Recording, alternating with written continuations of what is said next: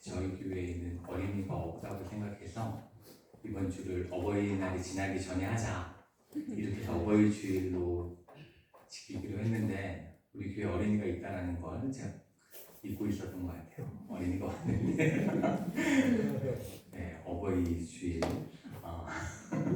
지켜서 준전에 되게 미안하네요.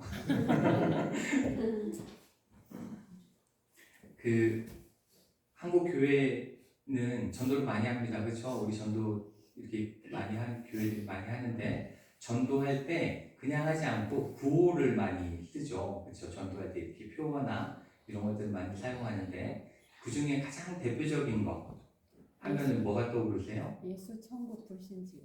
네, 예수 천당 불신지요. 그렇죠? 그거는 아마 교회 다니시든 다니지 않든 못 들어보신 분이 없을 거예요. 그렇죠? 지금도 초원 아파트 앞에 버스 정류장에 가시면 또 목사님 그 띠를 두르고 전도를 하고 계시더라고요.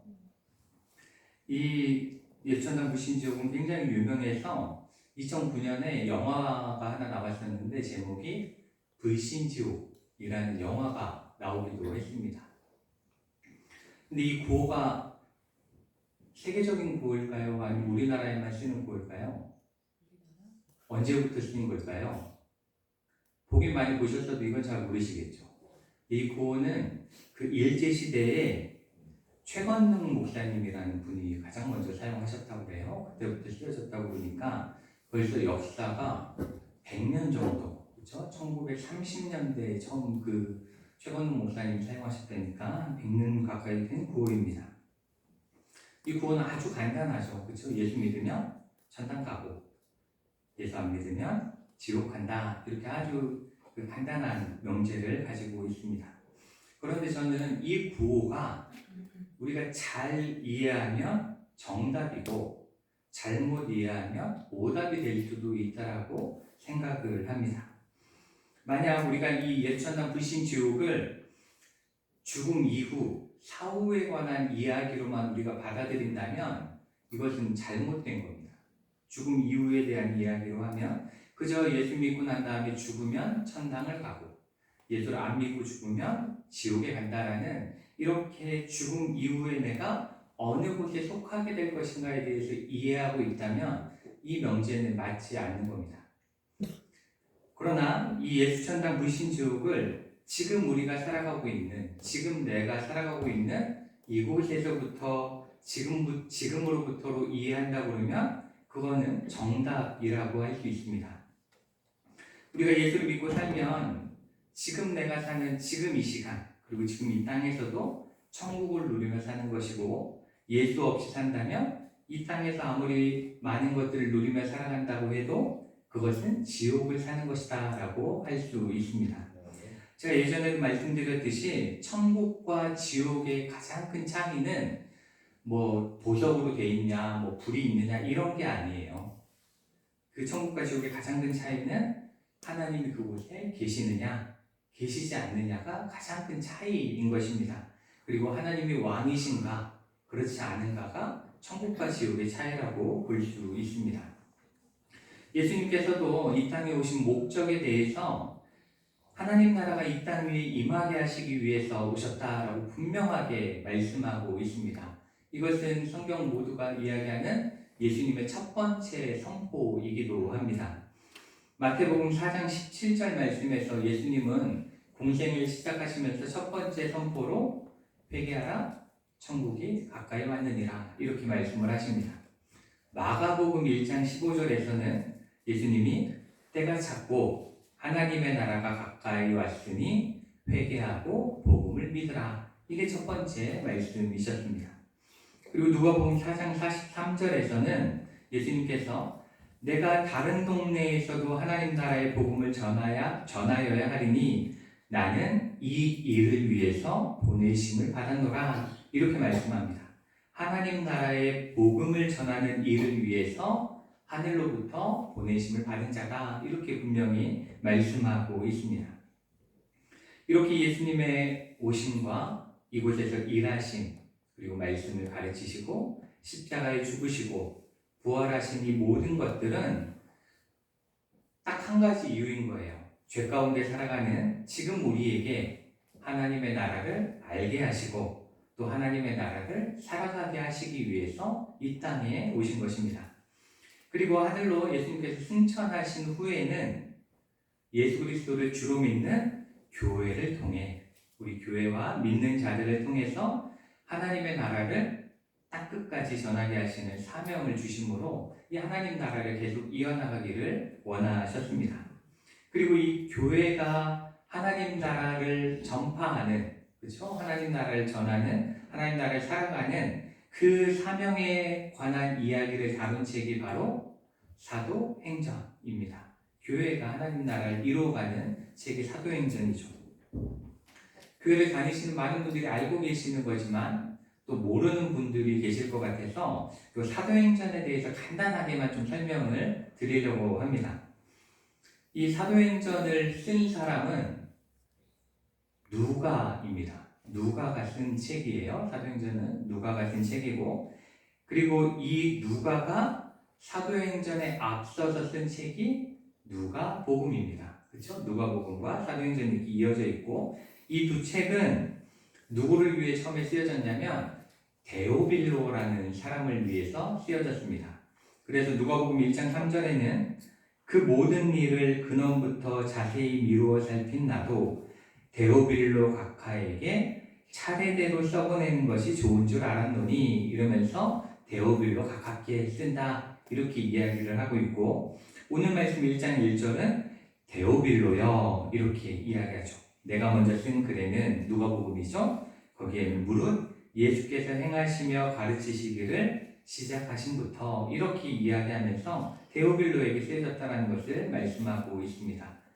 그렇기 때문에 이 누가복음과 사도행전 누가가 썼는데 이 누가복음은 예수님이 이 땅에서 행하신 하나님 나라의 사역에 대해서 쓴 것이고, 사도행전은 교회를 통한 하나님 나라의 사역을 쓴 책이다 이렇게 보시면 되고, 그렇기 때문에 누가복음을 상권, 사도행전은 하권 이렇게 이야기하기도 하고 누가복음을 1권, 사도행전 2권 이렇게 표현을 하기도 합니다. 또 어떤 분들은 누가행전이다 이런 식으로 표현을 하기도 합니다. 이렇게 예수님께서는 이 땅에 계시면서 예수님께서 이 땅에 계시면서 보여주시고 가르치셨던 하나님의 나라를 그 다음에는 제자들과 교회를 통해서 이 땅 가운데 이루어 나가길 원하셨고 또한 그것을 명령하셨습니다. 그래서 저는 오늘 이 사도행전 1장의 말씀을 통해서 예수님의 제자고 교회인 우리가 어떻게 하나님 나라의 증인이 될 수 있는가에 대한 부분과 그 다음에 그 증인된 우리가 어떻게 그 사명을 감당할 수 있는가, 또 어떻게 감당해야 하는가에 대해서 말씀을 나누고자 합니다. 먼저 우리가 하나님 나라의 일꾼이 되기 위해서는 뭘 해야 된다고 성경이 말씀하시냐면 하나님 나라의 일에 대해서 열심히 배워야 된다 이렇게 먼저 말씀하고 있습니다. 오늘 3절 말씀을 보시면 그가 고난받으신 후에 또한 그들에게 확실한 많은 증거로 친히 살아계심을 나타내사 40일 동안 그들에게 보이시며 하나님 나라의 일을 말씀하시니라 이렇게 표현하고 있습니다. 이 예수님께서는 부활하셨죠. 그렇죠? 죽으시고 부활하신 다음에 승천하실 때까지, 하늘로 돌아가실 때까지 40일의 시간을 제자들과 함께 계셨습니다. 40일의 시간을 함께 하셨는데 이 함께 계시는 동안 제자들하고 이별 여행 뭐 이런 거 하신 게 아니에요. 그렇죠? 그런 것들을 한 것이 아니라 이 3년 동안 제자들과 함께 다니시면서 가르치셨던 하나님 나라에 대해서 다시 한번 더 열심히 40일 동안 집중 과외를 해주신 거예요. 열심히 하나님 나라를 가르치신 거죠.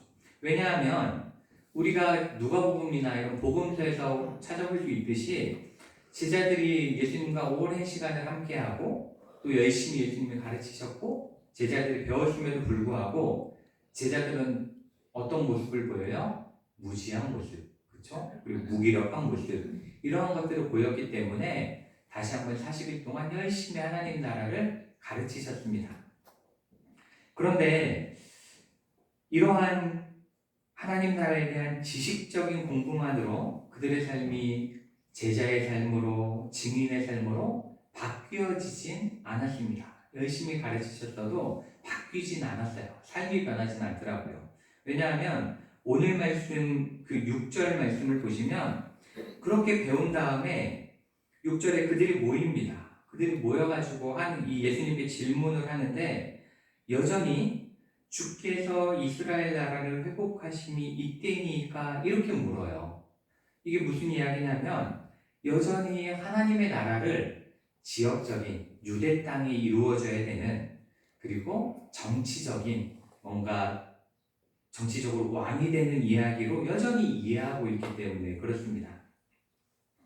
그리고 성경은 그들이 그렇게 하나님의 나라에 대해서 예수님께 열심히 배웠음에도 불구하고 여전히 그들이 무지한 이유, 여전히 말씀이 그들 안에서 역사하지 못하는 이유에 대해서 성령이 함께하지 않았기 때문이라고 말씀합니다. 그들 안에 성령이 없었기 때문에 그들은 말씀을 들어도 무지했던 거예요. 그래서 예수님께서 오늘 말씀 4절과 5절 말씀을 보면 아버지께서 약속하신 성령을 기다리라 이렇게 말씀하고 있습니다. 이렇게 성령을 받아야 된다라고 말씀하고 있고, 성령께서 제자들의 마음 가운데 역사하셔서 그들이 온전히 하나님 그 나라의 뜻과 그리고 하나님의 나라를 온전히 이해할 수 있게 될 때에, 그때야 비로소 그들은 하나님의 사람 그리고 하나님 나라의 증인, 예수 그리스도의 제자로서의 삶을 바르게 살 수 있다라고 말씀하고 있는 것입니다. 우리가 아무리 뛰어난 지식으로 하나님 나라에 대해서 이해한다고 할지라도, 지식적으로 아는 게 많다고 할지라도 성령께서 우리와 함께 하시지 않으면 우리는 그 하나님의 나라를 바르게 전파할 수도 없고 우리가 바르게 살아낼 수도 없습니다. 엊그제 저희 큰아들하고 잠시 좀 만날 일이 있었어요. 그래가지고 큰아들하고 차를 타고 이야기를 할 시간이 좀 있었는데, 지금 그 대전에 있는 교회에서 고등부 회장을 고3임에도 불구하고 과감히 공부를 포기하고 교회를 열심히 하고 있는데 회장을 하고 있어요. 근데 이제 그 고등부를 잘 이끌어 나가고 싶다라는 생각 때문에 고등부 아이들 모두하고 막 이렇게 친해지려고 노력을 한다고 그러더라고요. 노력을 열심히 하는데 그래도 한 서너 명하고는 친해지기 너무 힘들다는 거예요. 도저히 친해질 수가 없대요. 그래서 왜 그러냐고 그랬더니 애들이 너무 별로라고 너무 별로라 친해지기가 너무 어렵고 친해지고 싶지도 않다라는 겁니다. 그렇지만 제가 그래도 노력해봐야 되지 않겠니? 이렇게 이야기했더니 그래도 마음이 안 간대요. 마음이 안 간대요. 머리로는 분명히 알고 있는데, 머리로는 그 아이들까지도 다 품어야 되는 걸 아는데 마음이 안 가서 어렵다, 그렇게 이야기를 하더라고요. 이런 거죠.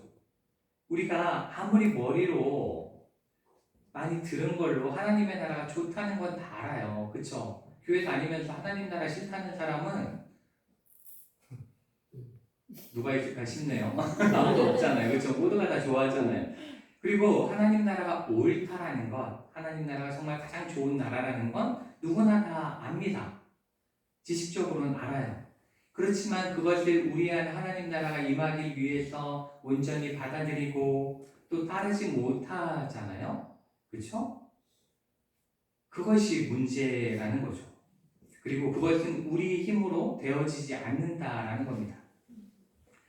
또 한 가지 예를 들어드리면 우리 도올 김용옥 선생이라는 분 아시죠? 굉장히 유명하잖아요. 이분이 또 고향이 천안이에요. 천안분이고 원래 기독교인이었습니다. 기독교인이고 제가 알기로는 형제 중에 뭐 장로님도 계시고 그런 걸로 제가 알고 있는데, 이분이 고려대 철학과를 나왔습니다. 그리고 석사학위만 대만하고 일본에서 두 군데에서 석사를 땄고 박사를 하버드에서 받았어요. 하버드에서 박사를 받을 정도로 매우 뛰어난, 그렇죠, 지적인 능력을 가진 분이죠. 그래서 그분 이야기를 이렇게 듣다 보면은 반박하기가 되게 어렵습니다. 너무 똑똑하고 너무 논리 정연하게 이야기해서 정말 이렇게 그 뛰어난 두뇌가 부럽다라는 생각이 들기도 하고, 심지어는 성경에 대해서도 아마 우리나라에 있는 웬만한 신학자들보다는 더 잘 알 겁니다. 그 지식이 굉장히 뛰어납니다. 그렇지만 그분이 성경을 너무나 잘 알고 성경에 대해 강의도 하고 심지어 성경에 없는 동화복음 뭐 이런 것까지도 막 강의를 함에도 불구하고 그분은 기독교인이 아니에요. 그분은 기독교인이 아닙니다. 심지어 기독교에 대해서 매우 비판적인 분입니다. 가족도 기독교인임에도 불구하고 성경을 그렇게 많이 알면도 불구하고 성경 강의를 함에도 불구하고 그분은 기독교인이 아니에요. 이렇게 우리가 많은 지식을 가지고 있다라고 해서 그 사람이 하나님의 사람이 되거나 하나님 나라의 백성이 될 수는 없다라는 것입니다. 그렇죠? 그렇게 되는 거예요. 예수님께서도 그렇다라는 걸 분명히 알고 계셨어요. 우리가 지식만으로 하나님 나라의 백성이 될 수도 없고 하나님의 사람이 될 수도 없다라는 걸 아셨기 때문에 그래서 예수님이 4절과 5절 말씀을 통해서 이렇게 말씀하시죠. 사도와 함께 모이사 그들에게 분부하여 이르시되 예루살렘을 떠나지 말고 내게서 들은 바 아버지께서 약속하신 것을 기다리라. 요한은 물로 세례를 베풀었으나 너희는 몇 날이 못되어 성령으로 세례를 받으리라 하셨느니라. 이렇게 말씀하고 있습니다. 그러니까 하나님 나라에 대해서 아무리 지식이 많고 성경을 많이 읽었어도 참된 하나님 나라의 백성이 되기 위해 필요한 것은 그것을 우리 삶 속에서 살아낼 수 있는 능력을 주시고 힘을 주시고 인도해 주시는 성령님의 도움이, 성령 충만함이 우리 가운데 필요하다라고 말씀하고 있는 겁니다. 우리도 말씀을 읽고 예배를 드리고 설교도 들으시죠. 그렇지만 우리의 삶이 변화되지 못하는 이유 중에 하나는, 그리고 말씀대로 살아가지 못하는 이유, 가장 큰 이유는 바로 성령님께서 우리의 삶을 이끌어가 주시지 못하기 때문에, 인도하고 계시지 못하기 때문입니다. 그렇기 때문에 우리는 성령께서 우리의 주인이 되어서 우리 가운데 역사하시고 또한 우리 가운데 일하시기 위해서 성령 충만함을 입어야 합니다. 그런데 오늘 말씀 속에서 우리가 주의 깊게 봐야 할 것이 하나 있어요. 그게 뭐냐면 예수님은 제자들에게 성령을 받기 위해서 뭘 하라고 하시냐면 예루살렘을 떠나지 마라. 이렇게 말씀하세요. 예루살렘에 머물러 있으라고 말씀하십니다. 그들의 제자들의 중에 7명의 고향이 갈릴리예요. 그렇죠? 저번 주 우리 말씀을 나눴잖아요. 갈릴리입니다. 그리고 다른 많은 장소도 있는데 왜 예수님은 하필 예루살렘에 머물러 있으라고 하셨을까? 왜 예루살렘일까? 이것에 대해서 생각을 해봐야 되는데 우리가 이 말씀을 바르게 이해하기 위해서는 제자들에게 있어서 예루살렘은 어떠한 의미로 다가오는가를 알아야 합니다. 우리에게 예루살렘은 성지지만 제자들에게, 그때 기다리던 제자들에게 예루살렘은 어떠한 곳일까? 이걸 생각해 보면 예루살렘은 이 제자들에게 있어서 예수님을 배신한 곳입니다. 예수님을 배반한 곳이고 예수님과 끝까지 함께하겠다라고 다짐했지만 실패한 자리가 예루살렘입니다. 그리고 그들에게 예루살렘은 그들의 연약함을 그대로 드러낸 장소, 유대인들이 자신들이 잡을까봐 두려워한 장소, 가장 쓰디쓴 자리가 예루살렘인 것입니다. 예수님은 그 쓰디쓴 자리, 실패의 자리, 아픔의 자리에서 성령을 기다리라고 말씀하고 있는 것입니다. 이 의미는 어떠한 의미냐면 바로 내 힘으로 할 수 있는 게 아무것도 없었고 내가 내 힘으로 뭔가 하려고 했을 때는 항상 실패했음을 깨달으라는 거예요. 그리고 내가 얼마나 나약한 죄인인지를 깨닫는 그 자리에 있을 때에 성령께서 찾아오시고 주인이 되실 수 있다라는 것입니다. 이렇게 성령의 역사는, 성령 충만함이라는 것은 우리가 얼마나 큰 죄인인지를 깨닫고 온전히 회개할 때에 비로소 나타나게 되어 있습니다. 하나님 앞에 나의 의로움을 모두 내려놓고 엎드러질 때에 성령께서 비로소 일하신다라는 것입니다. 우리 한국교회 역사 속에서 가장 놀라운 성령의 역사가 있던 때를 한 번 꼽아봐라, 딱 한 번만 꼽아봐라 이러면 가장 많은 사람들이 이야기할 만한 때가 언제냐면 1907년에 평양 대부흥 운동입니다. 그렇죠? 평양 대부흥 운동을 가장 성령의 역사가 크게 일어났던 때로 우리가 기억하는데, 그렇지만 이 평양 대부흥 운동도 처음에는 별로 인상적이지 않았대요. 그렇게 막 대단한 집회가 아니어가지고 이 그레엄 선교사님이라고 그때 집회를 인도하셨던 선교사님이 계셨는데, 그분이 그 집회 분위기에 대해서 기록을 한 게 있는데 뭐라고 되어 있냐면, 집회는 전혀 영적인 생기가 없었다. 하나님의 성령이 회중 가운데서 떠나버린 것 같은 느낌이 들었다. 사람들은 매우 답답해했다. 이게 평양 대부흥 운동의 시작점이에요. 그런데 그때 한 사람이 일어납니다. 그때 한 사람이 일어나서 이렇게 고백하죠. 하나님께서 우리의 집회에 은혜를 내리시지 않는 이유는 바로 나 때문입니다. 나는 바로 아간과 같은 자입니다. 약 1년 전 내 친구 중 한 사람이 임종하며 내게 부탁하였습니다. 길장로, 내가 세상을 뜨거든 내 유산을 돌보아 주시오. 내 아내가 세상을 너무 모르니 당신만 믿겠소. 나는 염려 말라고 약조하였습니다. 그러나 그 친구가 세상을 떠난 뒤 미망 있는 재산을 관리해 주면서 미와 100달러 상당을 사취하였습니다. 이렇게 울면서 자신의 죄를 큰 소리로 고백했습니다. 길선주 목사님이 장로일 때 고백을 한 거죠. 그러면서 회개의 눈물을 흘리기 시작하자 주변에 있는 많은 사람들이 그 이야기를, 그 회개의 눈물을 들으면서 한 분 한 분 회개하기 시작했습니다. 그리고 자신 속에 깊이 숨겨져 있던 모든 죄악까지도 모두가 내어놓고 회개하기 시작했고, 그래서 이 집회가 끝나질 않았다고 해요. 모두가 다 회개하며 기도하며 눈물을 흘리면서 변화됐기 때문에 그 예배가 끝나지 않았고, 그랬더니 막혔던 하늘이 열리고 성령의 폭발적인 역사가 나타나기 시작했다. 이렇게 기록을 하고 있습니다. 그리고 이렇게 자신의 연약함을 온전히 하나님 앞에 고백할 때에 이 평양 대부흥 운동이 성령의 은혜 가운데 놀랍게 역사하기 시작했고, 그때로부터 한국 교회가 지금에 이르게 된 겁니다. 지금 한국 교회가 이렇게 성장할 수 있었던 이유는 그때 그 성령의 역사가 나타났기 때문에 그때로부터 이어진 거예요. 그 당시 사람들을 한번 생각해 보세요. 1900년대 초반에 사람들이 성경 지식이 있으면 얼마나 있었겠습니까? 그렇죠? 뭐 성경 지식 얼마나 있었겠어요. 그렇지만 성령께서 그들을 움직이기 시작하자 한국 교회는 뜨겁게 역사하기 시작했고, 뜨겁게 부흥했고, 하나님 나라를 이 땅 가운데 온전히 선포하게 되는 바른 교회, 존경받는 교회가 될 수 있었던 것입니다. 이렇게 하나님 나라 천국 백성은 말씀 가운데 또한 성령 충만한 가운데 세워지는 것입니다. 우리 주철교회 모든 성도님들이 하나님 나라의 백성으로서 이 땅 가운데서 하나님의 인도하심 가운데만 살아가시기를 축복합니다.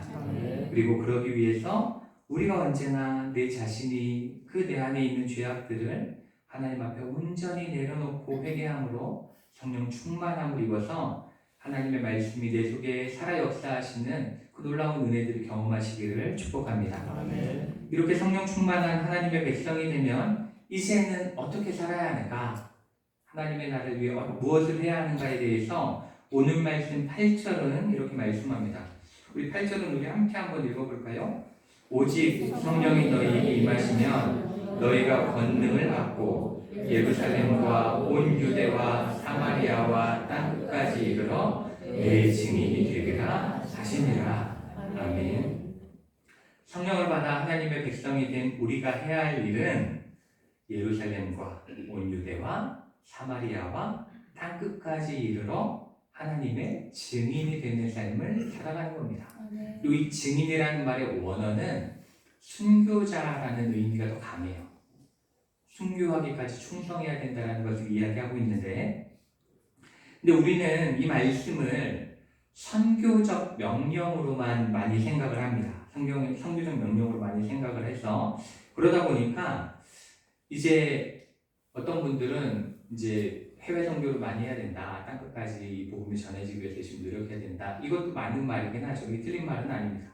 근데 또 어떤 분들은 저처럼 이렇게 교회에서 목회하는 목회자들을 향해서 이렇게 좀 비판적인 언어로 이야기하실 때 목사님 한 군데 머물러서 편안하게 사는 거 아니냐 이런 거 이야기할 때 예수님의 명령이 이건데 왜 딴 데 안 가고 여기 있냐 이런 이야기를 하시는 분들도 계시긴 한데 그렇지만 우리가 이 말씀을 바르게 이해하기 위해서도 이 시대적 배경을 좀 이해할 필요가 있습니다.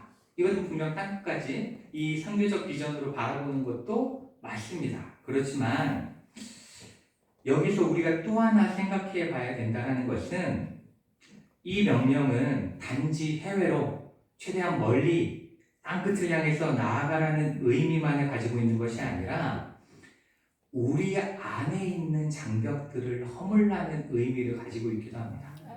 우리 안에 있는 장벽을 허물라는 희생적 명령이 포함되어 있는 거예요. 이 말씀만 보세요. 예루살렘입니다. 그렇죠? 예루살렘. 아까 말씀드린 것처럼 이 제자들에게 있어서 이 예수님의 승천을 바라보는 자들에게 있어서 이 예루살렘은 예수님을 십자가에 못 박은 자들이 머물러 있는 곳입니다. 그렇죠? 원수들이 있는 자리예요. 온 유대는 유대교 신앙 때문에 예수님 믿는 자들을 박해하고 차별하는 공간입니다. 사마리아는 유대인들이 사람으로서 취급하지도 않았고 존중하지도 않았던 혼혈인들이 살고 있는 장소입니다. 땅끝은 그 당시에 땅끝이라 하면 로마가 정복한 끝이 땅끝인 거예요. 그 말은 이 땅끝을 향해 간다라는 건 세계의 지배자가 할 수 있는 로마가 있는 곳, 이방신들이 가득한 헬라 문화가 있는 곳, 그러한 곳이 바로 땅끝을 향해 가는 겁니다. 그런데 그들을 향해서 예수님은 성령의 능력으로 그곳을 향해 나아가라는 말씀입니다. 예수 그리스도를 배척하는 그들을 향해서 십자가의 사랑과 성령의 능력으로 나아가서 그들을 품어주고 사랑하고 변화시켜서 하나님 나라의 백성을 삼으라는 예수님의 명령인 것입니다. 그러니 이것은 단지 해외 선교하는 것으로만 명령을 지키는 것이기 때문에 우리가 해외 못 나가는 걸, 선교지로 못 가는 걸 죄책감을 느낄 필요는 없는 거예요.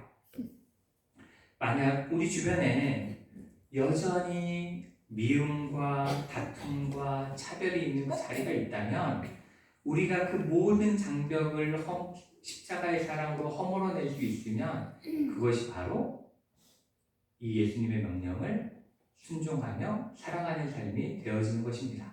우리 마을 안에도, 우리 공동체 안에도 우리 안에 있는 담들이 있잖아요. 그렇죠? 주는 평하시라 막힌 담을 모두 하셨다. 그 말씀에 의지해서 우리도 그 벽들을, 그 담들을 하나하나 무너뜨려 나아갈 때 그것이 바로 예수님께서 원하시는 것이다 라는 것을 기억해야 합니다.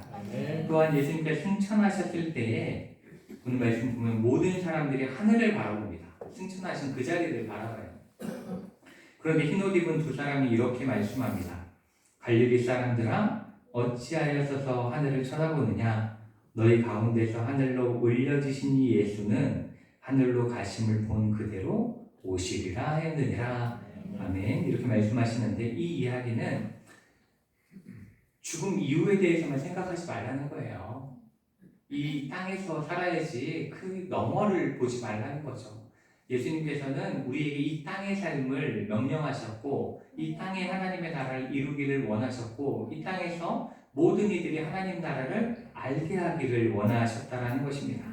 그렇기 때문에 우리는 이 땅에서 영원한 하나님의 나라를 소망하며 그 하나님의 나라를 지금 이곳, 지금 내가 앉아있는 이 자리에서부터 살아낼 수 있는 그것이 예수님께서 우리에게 말씀하신 이 명령임을 기억해야 합니다. 하나님께서는 우리가 지금 이 자리에서 성령 충만함으로 믿음으로 승리하며 살아가기를 원하십니다. 사랑하는 주철교회 성도 여러분, 예수님께서는 부활로 승천하시며 우리에게 하나님 나라의 백성이 되고 하나님 나라의 증인으로 살아가기를 명령하셨습니다.